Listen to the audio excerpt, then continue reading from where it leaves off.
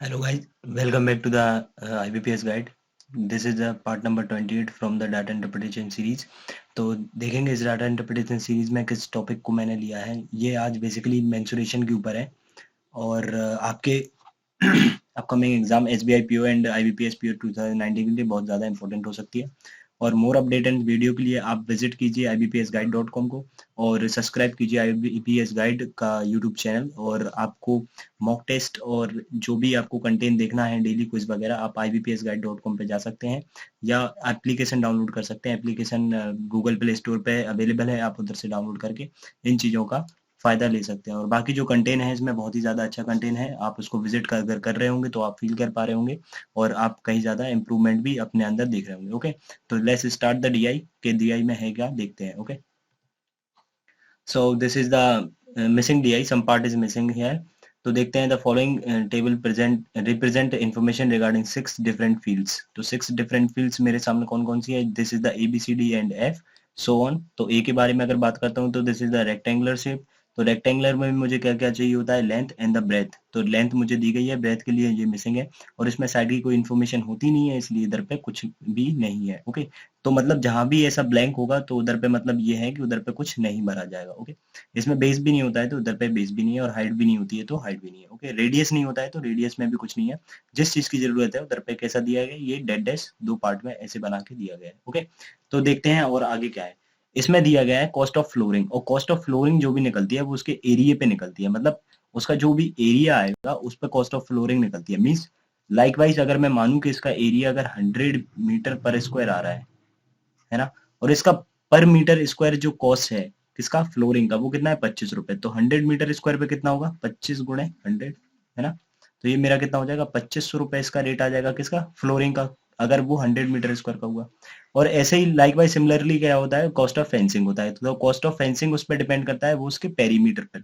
तो फ्लोरिंग करेगा अपना एरिया पे डिपेंड, और फेंसिंग जो करेगा वो उसके पेरीमीटर पर डिपेंड करेगा। तो जिस भी शेप के बारे में बात करेंगे उसका पेरीमीटर हमको पता होना चाहिए, उसमें मैं मल्टीप्लाई करा दूंगा उसके लाइकवाइज जो भी इसमें वैल्यू दी गई होगी। ठीक है, तो उस वाली वैल्यू से मैं सब में मल्टीप्लाई करा दूंगा। ओके, तो अगर आपको समझ में आ रहा है तो डायरेक्टली क्वेश्चन पे बढ़ते हैं। क्वेश्चन में दिया गया है, if the total cost of flooring the field A is इतना रुपए, है ना। इतना मतलब ए को जब फ्लोर किया होगा तो उसमें इतना रुपए खर्चा हुआ होगा।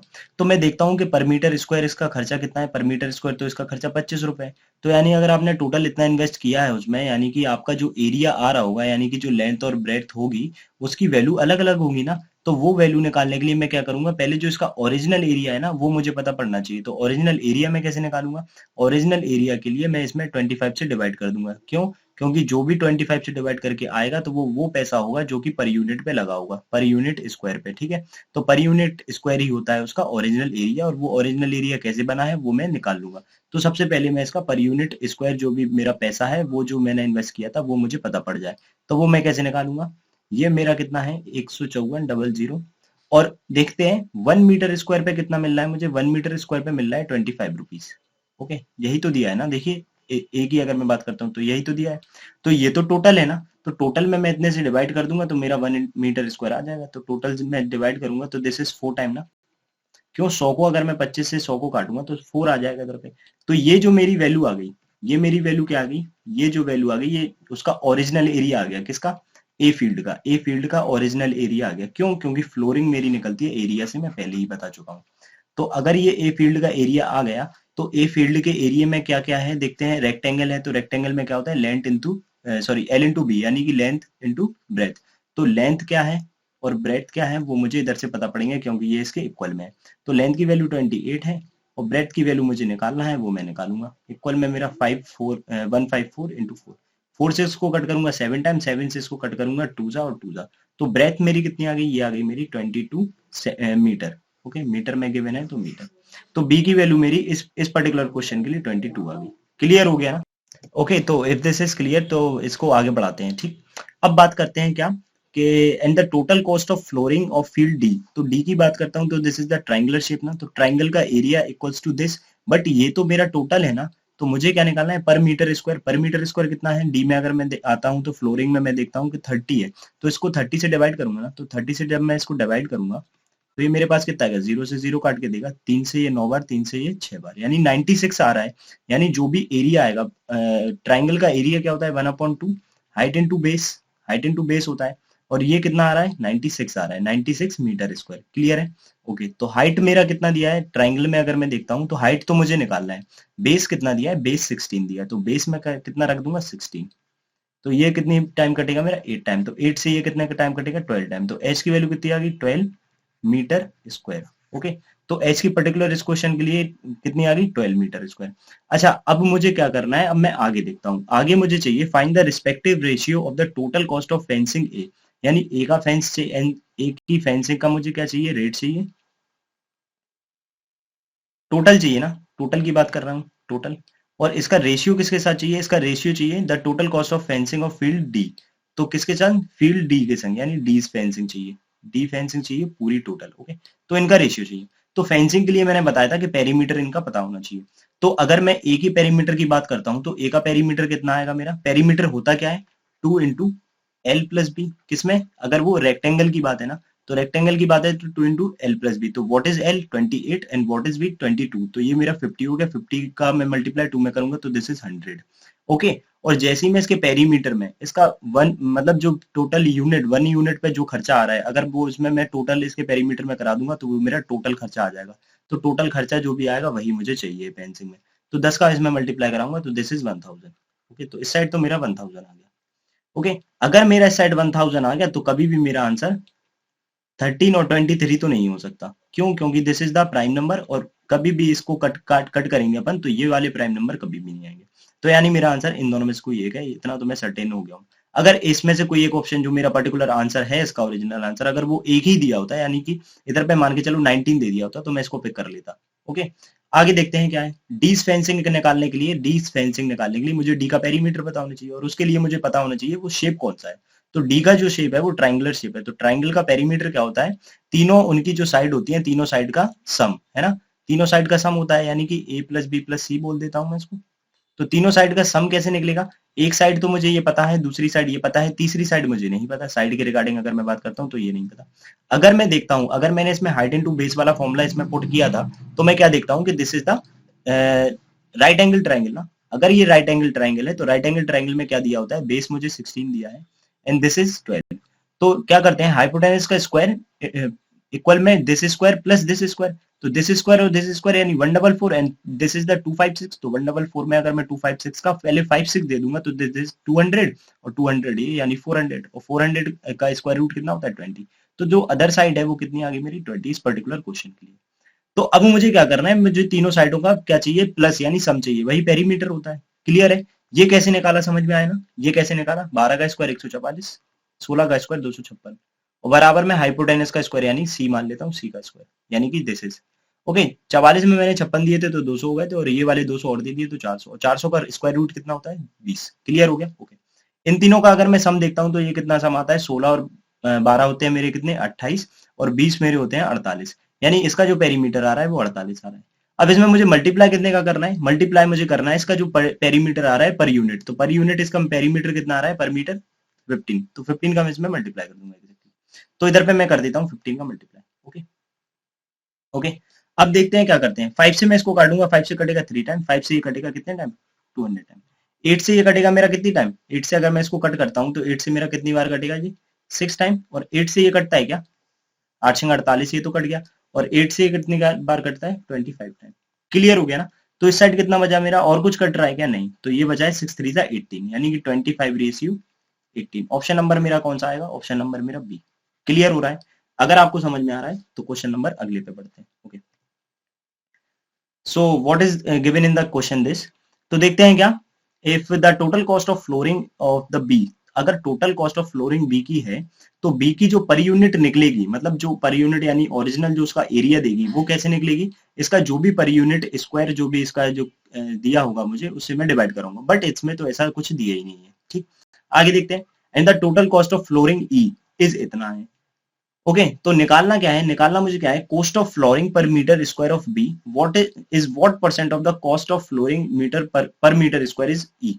तो यही चीज मुझे निकालना है, किसकी, बी की और ई की। अगर बी और ई की ये निकालना है, जो भी ये आ जाएंगी, मतलब फ्लोरिंग पर मीटर स्क्वायर जो भी कॉस्ट आएगा इसका और इसका, तो उसमें मुझे क्या निकालना है, उसमें उसका परसेंट निकालना है, यानी इधर पे जो बी का आएगा और इधर पे ई का आएगा, ये वाली चीज मुझे निकालना है।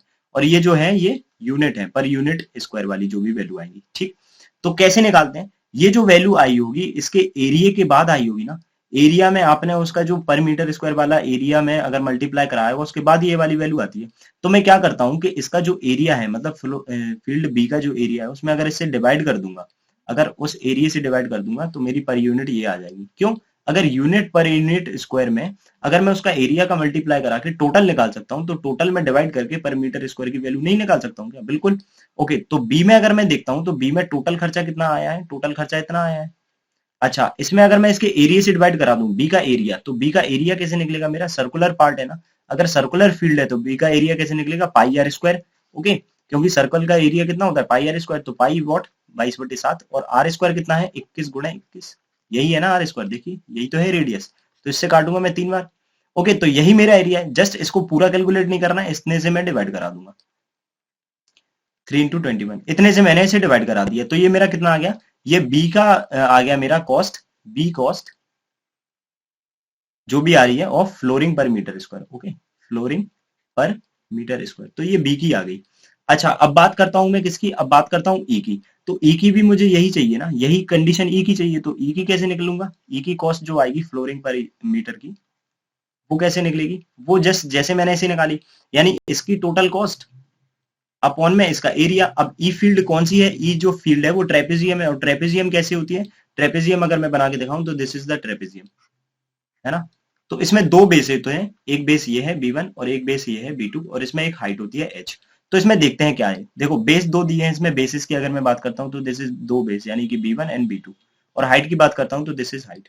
तो टोटल एरिया मैं निकाल सकता हूं ना, और टोटल एरिया का इसमें फॉर्मूला क्या होता है, टोटल एरिया का इसमें फॉर्मूला होता है ट्रेपेजियम में हाफ ऑफ व्हाट, दोनों बेस का सम, दोनों बेस का सम अगर मैं यही कर लूं तो कितना हो जाएगा 42, कैसे 24 और 18, 24 में 18 देना है, नहीं दे पा रहे, 24 में 10 दे देंगे 34, 34 में 8 दे देंगे तो 42। ओके, और इनटू में मुझे 30 करना है, अगर मैं इससे कट कर दूं तो 21, एरिया जो भी आएगा यही आएगा ना, इसी से डिवाइड करना है, तो लो कर दिया मैंने डिवाइड, क्लियर हो रहा है। अच्छा, एक जीरो से मैं एक जीरो कट भी कर सकता हूँ, बाकी कुछ काटने की कोशिश मत करना। अब मैं मुझे क्या चाहिए था, मुझे ये वाली चीज फाइंड करनी थी ना, यानी बी की जो टोटल पर यूनिट आ रही है वो ऊपर रहेगी, और ई की जो पर यूनिट आ रही है वो नीचे रहेगी। तो बी की ऊपर है इधर पे रखी है, नीचे कौन आएगा, नीचे ई का आएगा, तो 126 जीरो अपॉन में कितना 21 × 3, और इंटू में कौन आएगा 100 आएगा, क्लियर है। ओके, तो 21 × 3 से 21 × 3 कैंसिल हो जाएगा, और ये वाले जीरो से ये वाला जीरो कैंसिल हो जाएगा, और ये वाली जो चीज है ये मल्टीप्लाई में ऊपर आएगी, कैसे पलट के देखते जाओ, तो ये बचेगी 3465 इंटू में 100 जो परसेंटेज के लिए मैंने लगाया था, और ये 22 के इंटू में आ जाएगी कौन 126, क्लियर हो गया। ओके, अब क्या करते हैं, अगर इधर पे मेरा नीचे ये 22 का फैक्टर है, अगर ये 22 है तो ये 11 का फैक्टर है ना, यानी 11 का मल्टीपल है, तो 11 से इसको कट करूंगा तो मैं दो बार इसे कट कर दूंगा, क्लियर। 11 से इसको काटता हूँ, 11 3 जा बचेगा मेरा कितना 1, 11 1 जा फिर बचेगा 5, 11 5 जा, क्लियर हो गया। ओके, अगर अब मैं इसे 3 से कट करूं तो 3 से कितनी बार जाएगा, ये 3 से 3 1 जा और 3 5 जा, यानी कि 3 5 जा 15। ओके, 3 से इसको कट करता हूं तो 3 से 3 चौके 12 और 3 दूनी 6, क्लियर हो रहा है। ओके, अगर मैं 2 से इसको कट करूं तो 2 से ये वाले को इसे 50 बार काट दूंगा, और 2 से इसे 25 बार, और 2 से इसे 21 बार, और 21 से इसे 5 बार, क्लियर हो गया। तो 25 पंचे वॉट, 25 पंचे 125%, तो मेरा आंसर कितना हो जाएगा, मेरा आंसर हो जाएगा 125%। कैलकुलेशन में कोई प्रॉब्लम नहीं होगी अगर आप इस तरह से करोगे, अगर आप इसको पूरा वहीं कैलकुलेट कर लोगे तो हो सकता है आपको कट करने में थोड़ी सी प्रॉब्लम हो जाए फर्दर कैलकुलेट करने में। ठीक है, नेक्स्ट क्वेश्चन देखते हैं। ओके, तो this is the question number 3, क्या देखिए, the total cost of flooring field F is इतना, okay, and the measure of another pair of parallel side of field F is इतना, यानी पैरेललोग्राम की कहीं ना कहीं बात है, और अगर पैरेललोग्राम की बात है तो मैं पैरेलल बना के दिखा दूं कैसे बनता है, ये ऐसे बनता है, ठीक है। यानी कि अनदर साइड की अगर वो बात कर रहा है, यानी कि this is 24 and this is also 24, okay. और देखिए, और मैं क्या बता, अगर आपको ये टोटल कॉस्ट दिया है ना, तो टोटल कॉस्ट कब निकलता है, टोटल कॉस्ट निकलता है मेरा जो भी एरिया आया होगा वो, और पर यूनिट का इसमें मल्टीप्लाई हुआ होगा पर यूनिट मीटर स्क्वायर का। तो मैं पैरेललोग्राम में देखता हूं पर यूनिट मीटर स्क्वायर का अगर मैं मल्टीप्लाई किया हुआ होगा तो ये इसका मल्टीप्लाई किया होगा ना, अगर मैं इससे डिवाइड करा दूंगा इसमें, तो जो भी मेरी वैल्यू आएगी वो एरिया के बराबर आएगी ना, किसका एरिया, फील्ड ऑफ एफ का एरिया। तो एफ का जो एरिया आएगा वो मेरा आने वाला है, एफ एरिया वो कितना निकलेगा, देखिए वो जो भी निकलेगा वो कितना निकलेगा, 15,000 बटे में कितना आएगा मेरा, बटे में जो भी आएगी वो 25 आएगा, ठीक है। तो 25 से मैं पता है किसको कट करूंगा, 25 छिक्का 150, तो ये मेरा कितना आ गया, 600 मीटर स्क्वायर। ओके, और एफ जो है वो पैरेललोग्राम है, और पैरेललोग्राम में जो एरिया होता है वो एरिया होता क्या है, एरिया का जो फॉर्मूला होता है वो होता है अपना कितना, ये देखिए अगर मैं एरिया की बात करूं तो this is the height, okay, ठीक है। और जो इसका एरिया होता है वो होता है बेस इंटू हाइट। तो अगर मैं इधर पे बेस इंटू हाइट कर दूंगा तो ये वाली वैल्यू मेरी आ जाएगी ना। तो बेस को अगर मैं लेट कर लूं थोड़ी देर के लिए एक्स, तो एक्स इंटू हाइट मेरा कितना दिया है 20, ओके, और बराबर में मेरा कितना है 600। तो इससे ये कटेगा कितनी बार, 30 बार, तो एक्स की वैल्यू कितनी आ गई 30, तो यानी कि इसकी जो बेस है वो कितना आ गया 30 आ गया, ठीक है। अब आगे देखते हैं, आगे इसमें क्या दिया है, आगे दिया है and the other another pair of side is इतना, यानी 24। कहीं ना कहीं इसकी फेंसिंग की बात करेंगे तो देखते हैं, cost of fencing fencing per metre of field C is 12 rupees per metre, यानी कि सी की अगर मैं बात करता हूं तो ये 12 मीटर से, देखो इसने ये मेजर कर दिया इसमें क्योंकि इधर पे दिया नहीं था इसलिए इधर पे मेंशन किया गया है, ओके। तो क्या करना है, find the average of the cost fencing of C and the cost fencing of F. तो एफ को तो मैं कैलकुलेट करता आ रहा हूं ना, तो एफ की फेंसिंग में पहले निकाल लेता हूं, देन मैं सी की फेंसिंग निकालूंगा। तो एफ की फेंसिंग निकालने के लिए मुझे क्या चाहिए, देखो एफ की फेंसिंग जो भी होगी वो क्या होगी, एफ का पेरीमीटर, और एफ का पेरीमीटर क्या होता है, एफ का पेरीमीटर जो भी होता है वो होता है 2 इंटू आपकी जो साइड्स होती हैं, कौन कौन सी साइड्स, एक साइड होती है आपकी ए और एक साइड होती है आपकी बी, ठीक है। तो ए को मैंने क्या लिया है, ए साइड तो अभी निकाली है ना मैंने बेस, यानी कि 30, और दूसरी साइड इसमें गिवन है यानी कि 24। तो ये मेरा कितना हो गया, ये मेरा हो गया कितना 54, इंटू में व्हाट, इंटू में 2, क्लियर हो रहा है, ओके। अगर क्लियर हो रहा है तो ये तो मेरा आ गया पेरीमीटर, बट मुझे क्या चाहिए, इसका टोटल पेरीमीटर चाहिए ना, टोटल फेंसिंग चाहिए। देखो कॉस्ट ऑफ फेंसिंग बोल रहा है वो, अगर अगर कॉस्ट ऑफ फेंसिंग बोल रहा है तो कॉस्ट ऑफ फेंसिंग निकालने के लिए ये परिमीटर तो इतना दिया है कि यानी कि 10 से मल्टीप्लाई कराना पड़ेगा ना एफ में, तो 10 से जैसे ही मैं मल्टीप्लाई कराऊंगा तो मैं इसको 20 कर दूंगा, ओके। तो एफ का जो फेंसिंग आएगा, तो मुझे क्या चाहिए था, एवरेज चाहिए था ना, तो एफ के लिए जो टोटल फेंसिंग की कॉस्ट आएगी वो कितनी आएगी, इतनी आएगी। और अब मुझे सी का और चाहिए, तो सी के निकालने के लिए मुझे सी का पेरीमीटर मिल जाए, मैं उसमें सी का मल्टीप्लाई करा दूंगा। देखिए सी का क्या है, ये वाली वैल्यू, यानी कि 12 से मैं मल्टीप्लाई करा दूंगा। तो सी का जो पेरीमीटर निकलेगा वो स्क्वायर के फॉर्म से निकलेगा, और स्क्वायर का जो भी फॉर्मूला फॉर्मूला होगा पेरीमीटर का वो कितना होता है 4 इंटू साइड। तो साइड कितनी है इसकी 24, और 4 इंटू साइड अगर 24 में कर दूंगा तो दिस इज 90, और 96 में मैं कितने का मल्टीप्लाई कराऊंगा 12 का, क्योंकि इधर पे 12 दिया गया है, तो 12 का मैं मल्टीप्लाई करा दूंगा, ओके। तो देखिए मुझे एफ की टोटल फेंसिंग की कॉस्ट मिल गई ये, और सी की टोटल फेंसिंग की कॉस्ट जो मिल गई ये टोटल की वैल्यू आ रही है, और सी की जो टोटल फेंसिंग की कॉस्ट मिल गई है वो मुझे मिल गई 96 इंटू 12। अब मुझे इसका क्या चाहिए था, find the average of the total fencing of C and the total cost of fencing of F, है ना। तो इन दोनों का मुझे क्या चाहिए, एवरेज चाहिए। तो एवरेज क्या होता है, दोनों को प्लस करके 2 से डिवाइड, तो मैं पहले ही 2 से डिवाइड कर ले रहा हूं। अगर मैं पहले ही 2 से डिवाइड करूंगा तो इसको 2 से डिवाइड करूंगा तो इधर से 10 बचेगा, और इसको अगर मैं 2 से डिवाइड करूंगा तो दिस इज 48 बचेगा ओनली, ओके। तो ये वाली वैल्यू मेरी कितनी होगी 504, मतलब 540, और ये वाली वैल्यू मेरी कितनी होगी, देखिए ये इसमें एक 12 एग्जिस्ट है ना, यानी कि 4 गुणे 12 है ना ये, ओके। तो 12 का स्क्वायर होता है 144, और 144 का 4 गुना कितना होता है, नहीं करेंगे, इसको एग्जैक्टली ऐसे ही लिखेंगे। अब इन दोनों का जो सम है वही मेरा आंसर है ना, तो लास्ट डिजिट जो भी होगी वो हमेशा कितनी 6 आएगी, यानी 4 चौक 16 यानी 6 आएगा ना, तो 6 देखते हैं किसमें, इन दोनों में है। अच्छा, और दूसरी चीज मैं क्या देखता हूँ, 14 चौकी 56, यानी 5 और 5 10 होते हैं, तो कभी भी 9 के डिजिट में तो कहानी नहीं आएगी ना, यानी 1000 के ऊपर आएगी तो ऑप्शन नंबर में डी पिक कर लूंगा। अब बात आएगी नन ऑफ दिस से बचने की, तो नन ऑफ दिस से मैं बच सकता हूँ। देखिए 14 चौके 56 यानी 560, और 4 चौके 16, 560 में 16 दूंगा तो 576। अब 576 में मुझे प्लस कर क्या करना है 540, तो 576 में पहले 500 दे दूंगा तो 1076, और 1076 में जैसे ही 40 दूंगा तो वो कितने हो जाएंगे मेरे 111 की कहानी आ जाएगी, मतलब 116 हो जाएंगे मेरे, क्लियर है ना।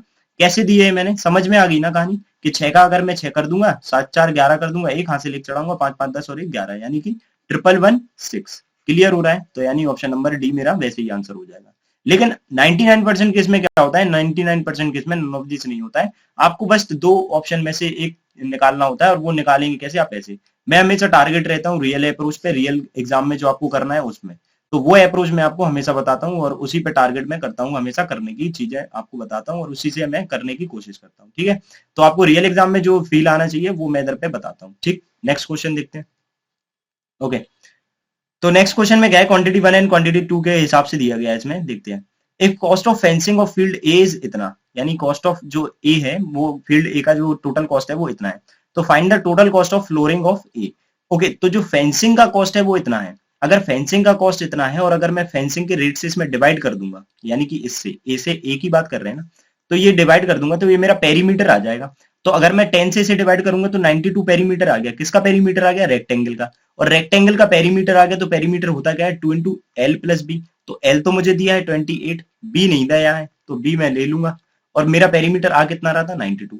2 से इसको कट करूंगा तो 46 आ जाएगा। तो बी की वैल्यू कितनी आएगी मेरी? देखो 46 में से मैं 20 पहले माइनस करूंगा तो दिस इज 26 और 8 और माइनस करूंगा तो 18।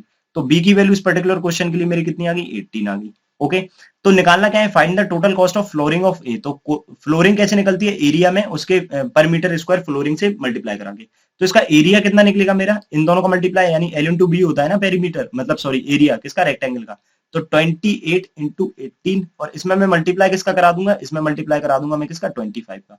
तो एक्जैक्टली अभी मल्टीप्लाई कराने की जरूरत नहीं है, इसको मैं ये ऐसे ही लिख दूंगा। क्वांटिटी 1 मेरी कितनी आएगी? 28 इंटू 18 इंटू 25, ये आएगी। ओके, अब मैं डायरेक्टली आऊंगा क्वांटिटी 2 पे। तो क्वांटिटी 2 क्या है?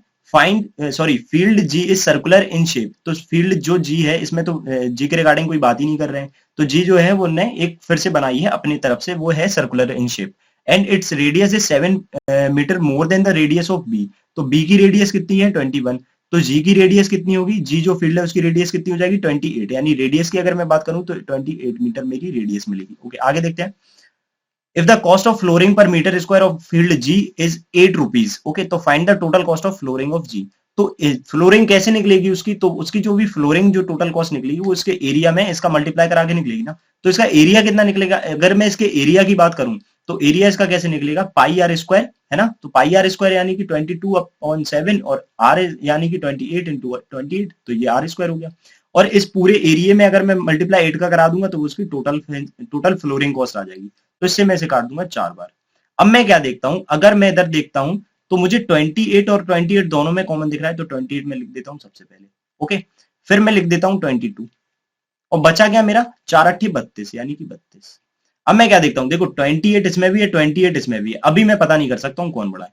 ये 18 22 से छोटा है, तो यानी अभी तो Q1 छोटा हो गया।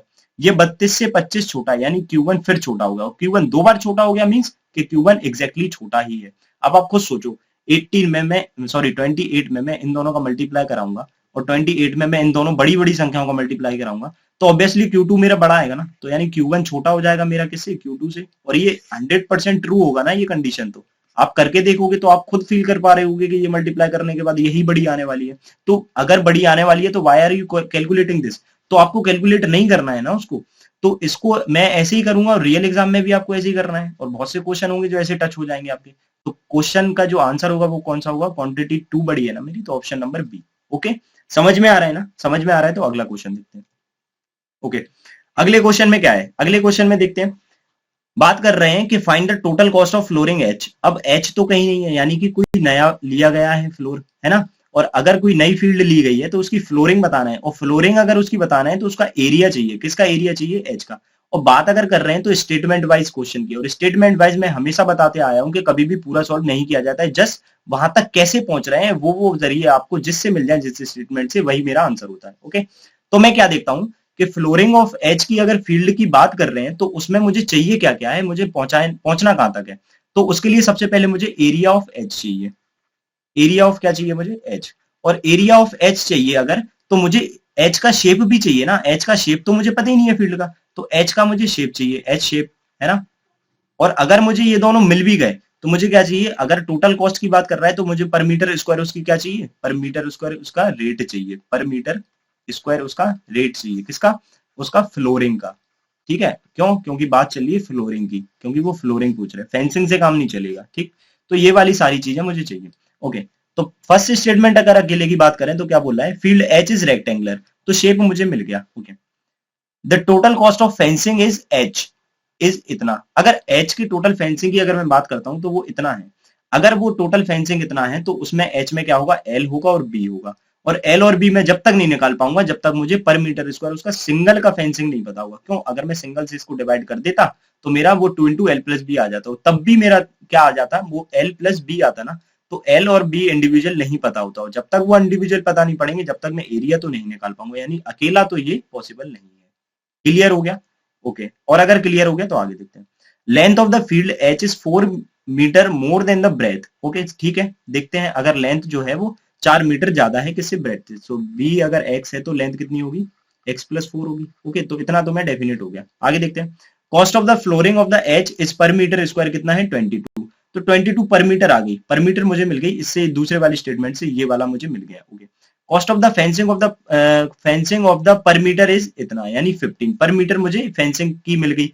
बट अब मुझे इसमें शेप तो नहीं पता कि शेप कौन सा है, इसमें लेंथ और ब्रेथ की उसने बात कर दी। अब वो लेंथ और ब्रेथ आप बोलोगे कि वो तो रेक्टेंगल में ही होता है और किसी में तो होता नहीं है, बट हम जब तक श्योर नहीं होंगे जब तक वो हम लोग को पूरा सा मेजर करके नहीं देंगे। ठीक, तो लेंथ और ब्रेथ की मैं जब तक बात नहीं कर पाऊंगा जब तक कि वो पूरा नहीं है। और दूसरी चीज, अगर आप रेक्टेंगल मान भी रहे हैं तो ये इनका पर मीटर है ना, तो अगर मैं इन दोनों का मल्टीप्लाई करा भी दूंगा और मल्टीप्लाई कराने के बाद अगर मैं इसमें मल्टीप्लाई कराऊंगा तो एक्स वेरिएबल ऐसा है जो कि मैं नेग्लेक्ट नहीं कर पाऊंगा, और एक्स वेरिएबल नेग्लेक्ट नहीं कर पाऊंगा तो वो लास्ट तक चलता रहेगा, यानी कि मैं इस अकेले से आंसर नहीं निकाल सकता। लेकिन मैं अगर दोनों को मिक्स कर दूं, दोनों को अगर मिक्स कर दूं तो क्या बता सकता हूं मैं कि रेक्टेंगल शेप तो मेरे पास है, तो शेप मुझे इसमें कमी पड़ रही थी तो शेप मिल गया, और एल और बी की मुझे कमी इसमें पड़ रही थी तो मुझे एल और बी इसमें मिल गया। ठीक है, और इसमें क्या कमी पड़ रही थी, मुझे पड़ रही थी पर मीटर स्क्वायर वाले रेट की, तो पर मीटर स्क्वायर रेट मिल गया मुझे फेंसिंग का, कहां से, इधर से, देखिए 15, और 15 से मैं इसमें डिवाइड करूंगा तो 15 से डिवाइड करने के बाद 15 छक्के 90 और 15 चौके 60, ये मेरा आ गया पर मीटर। और पर मीटर क्या होता है, पेरीमीटर, यानी 2 इंटू एल प्लस बी, तो एल कितना है मेरा x+4 और बी कितना है दिस, तो 2x+4।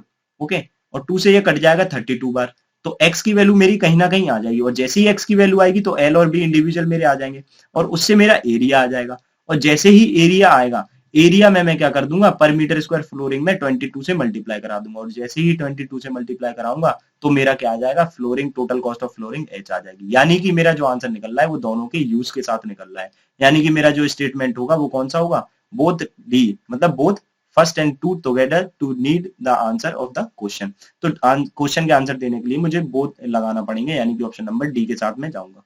तो ठीक है, आज की डीआई अगर आपको अच्छी लगी हो तो कमेंट में बताइए जरूर, और आगे देखते हैं किस टाइप की डीआई आएगी। और आप आईबीपीएस गाइड के साथ बने रहिए और मॉक टेस्ट वगैरह और उसके जो भी हैं डेली क्विज उसको लगाते रहिए। ठीक है, तो thanks to watching this video, मिलते हैं अगले वीडियो में, जब तक के लिए बाय।